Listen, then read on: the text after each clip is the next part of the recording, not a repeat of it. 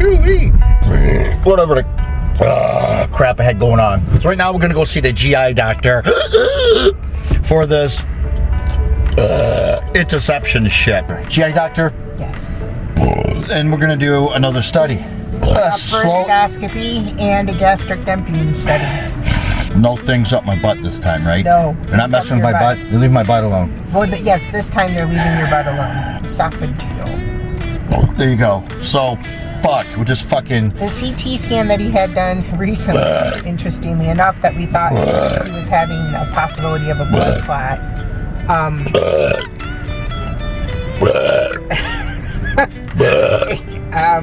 He wasn't having a blood clot, but there is some significant thickening in the lower part of his esophagus.